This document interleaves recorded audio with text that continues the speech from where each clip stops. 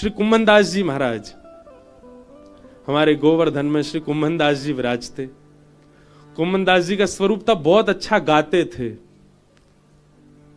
एक बार कुम्भनदास जी भैरव राग अलाप रहे थे और उनके भैरव राग को सुनकर के किसी राजा ने कह दिया, वाह वाह वाह। कुम्भनदास जी पीछे मुड़कर देखे, वो कौन बोल रहा वाह वाह? किसी ने कहा, फतेहपुर सीकरी के राजा आपके स्वर पर मोहित होकर के वाहवाही कर रहे हैं। अरे महाराज, आप खुशनसीब हैं, हमारे बादशाह ऐसे ही किसी को वाह नहीं कहते। सैनिकों ने जाकर के कहा, हमारे बादशाह बहुत वर्ष बाद किसी पर रीझे हैं, आप उनको प्रणाम कर लीजिए, उनके पास चले जाओ, हाथ जोड़ लीजिए, इतनी मोहर देंगे आपको। कुम्भनदास जी ने अपनी राग रागनियों की किताब खोली और भैरव राग का जो पन्ना था वो पन्ना ही फाड़ दिया और पन्ना फाड़ के उसके चित्रे करके कुंड में डाल दिए। सैनिक बोले, ये क्या किया आपने? बोले, भैया हम राग गामे छोटे मोटे बादशाह को रिझावे के नहीं, या जगत के बादशाह को रिझावे के लिए। और वह जगत के बादशाह ने वाहवाही नहीं करी, एक छोटे से गांव को बादशाह वाह कर रहा है।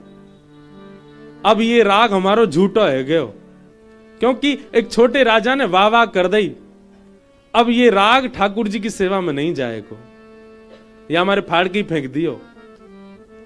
सैनिक बोले, कैसा पागल आदमी है, इतना बड़ा बादशाह, ये उसके आगे हाथ जोड़ दे तो वो उसको आधी संपत्ति दे दे, और ये इस प्रकार घमंड में है, इस प्रकार के किस बात के अभिमान में हो?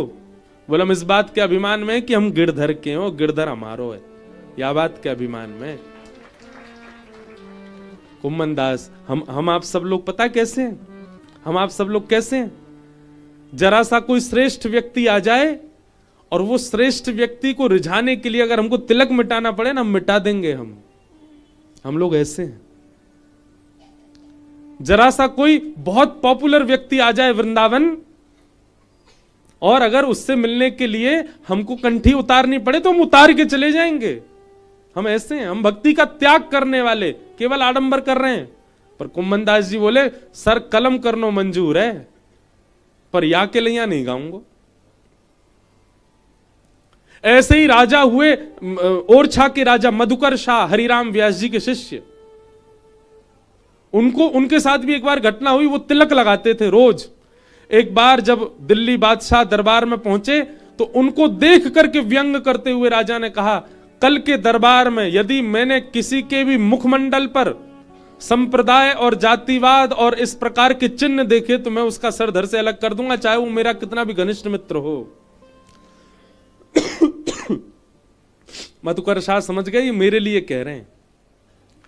और दिन तो मधुकर शाह छोटा तिलक लगाते थे, उस दिन 12 अंगुल का लगा के आए, पूरा माथा भर गया। शास्त्रों में नियम है कितना बड़ा तिलक होना चाहिए, 12 अंगुल।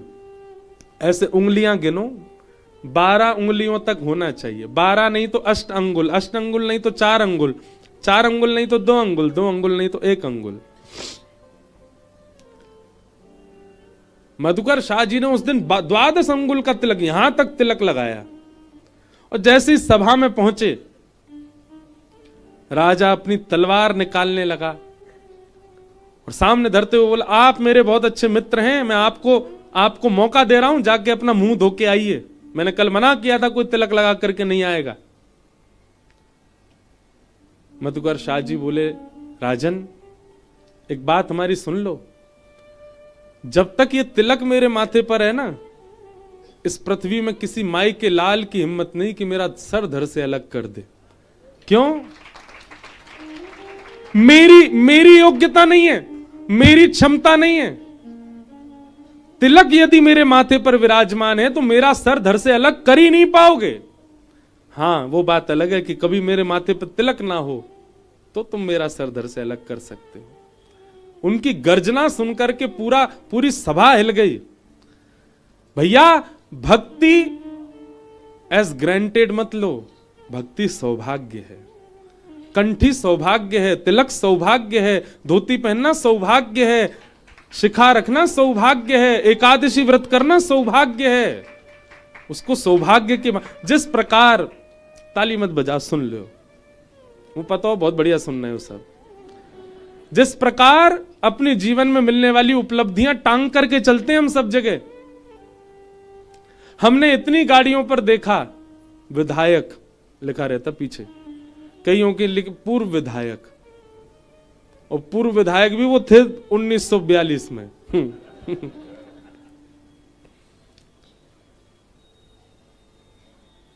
कभी कोई ऐसा चिन्ह लगा करके चले, हम श्री ठाकुर जी के, ठाकुर जी हमारे, अपने घर के बाहर ही लिख दे, सबको पता चले कि हम श्री बिहारी जी के हैं। उसमें शर्म आ जाती लोगों को। ये सौभाग्य है हमारा। कुम्मन दास जी महाराज ने दुत्कार दिया, लेकिन राजा के कानों में वो स्वर गूंजने लगा। राजा ने रोज अपने सैनिक भेजे, उन बाबा को लेके आओ गिरिराज जी से। सैनिक खूब हाजी हजूरी करते, लेकिन कुम्मन दास जी नहीं गए। और जबकि कुम्मन दास जी के घर में धन की बहुत जरूरत थी, परिवार के सब लोग पीछे पड़ते, जाओ कुम्मन दास, पर नहीं जाते। मेरे गुण का अधिकारी केवल गिरधर है और कोई नहीं। लेकिन जब बार बार परेशान होने लगे, रोज सैनिक आ जाते हैं ले जाने के लिए, तो आज कुम्मन दास जी बोले चलो चलता हूं तुम्हारे राजा को सुनाने। नंगे पैर ही, पैदल ही गए सीकरी तक। कुम्मन दास जी जैसे ही पहुंचे फतेहपुर सीकरी के राजा, अरे आपका स्वर सुनने के लिए हम बड़े बेताब थे। क्या सुनेंगे राजा बताओ? कुम्मन दास जी बोले, राजा बोले वही सुनाओ, भैरवी राग, जो उस दिन भैरव जो आप गा रहे थे।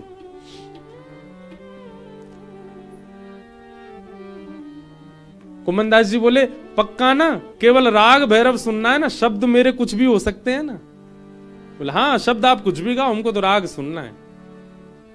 कुम्मन दास जी गा रहे हैं, भगत को कहा सीकरी सो काम, भगत को कहा सीकरी सो काम,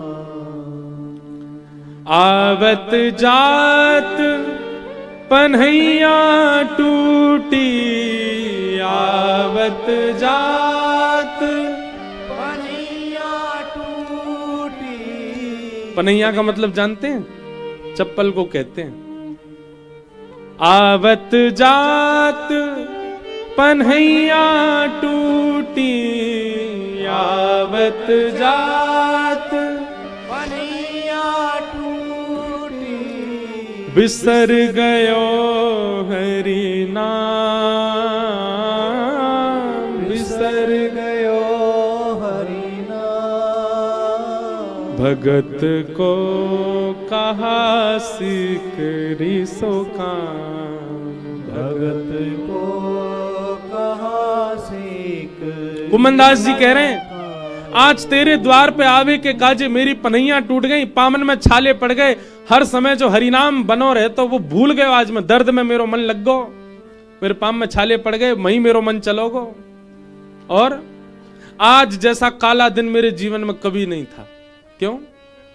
जाको मुख देखत दुख लागत, जाको मुख देखत दुख लागत। अब देखो, कुम्मन दास जी एक बादशाह के दरबार में बैठ करके गा रहे हैं, और क्या कह रहे हैं?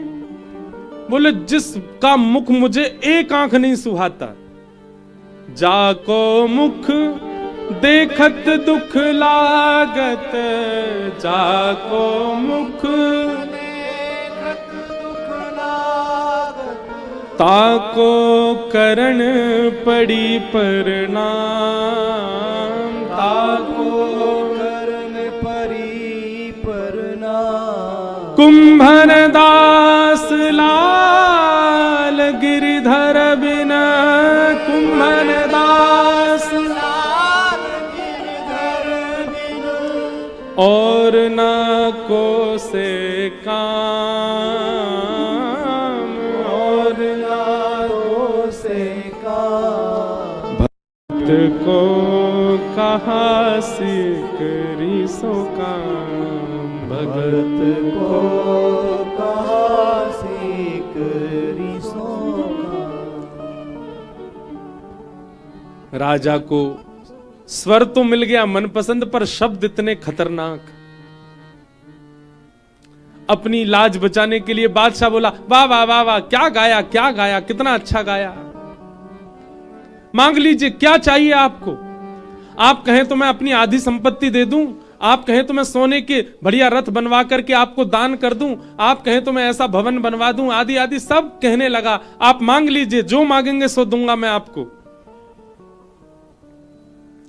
कुम्मन दास जी उसके सामने बैठ गए और अपनी बगलबंदी के आगे के छोड़ को ऐसे आगे हाथ ऐसे करके बोले, जो मांगूंगा सो देंगे। बादशाह बोले, जो मांगेंगे सो देंगे, मांगो क्या चाहिए। कुम्मन दास जी बोले, ऐसी दक्षिणा दो कि जीवन में तुम्हारो थोबड़ा देखनो ना पड़े मुझे, जीवन में तुम हमको कभी नहीं दिखो।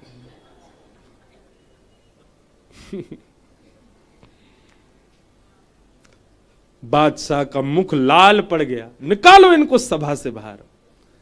कुम्मन दास जी बाहर आए और तुरंत दौड़े गिरिराज जी की ओर। दौड़ करके श्री गोवर्धन आए और आकर के श्री गिरिराज जी के चरणों में, श्रीनाथ जी के चरणों में लिपट करके बहुत रोए। लाला, मोकू आज अपने अच्छे स्वर पे ग्लानी है रही है। क्यों? क्योंकि या अच्छे स्वर ते कोई और रीझ रहा है, और ये अच्छा स्वर तेरे, केवल तेरे काजे लाला, कोई और क्यों रीझ रहा है मेरे स्वर ते। हे लालन, मुझको एक वरदान दे दो। कहा, मैं जब भी गाऊं सब बहरे हो जायो करें, केवल तू सुने कर और कोई नहीं सुने। ऐसी भक्ति श्री कुम्भन दास। हम लोगों की भक्ति कैसी है? हम आकर्षण में आकर के अपनी भक्ति किसी के भी सामने परोस देते हैं, अपने भाव परोस देते हैं, पर नहीं, कुम्भन दास जी गोपनीय रखते हैं। हमारे ब्रज के रसिक कहते हैं, रस छुपावे से रस बढ़े और रस बतावे से रस घटे।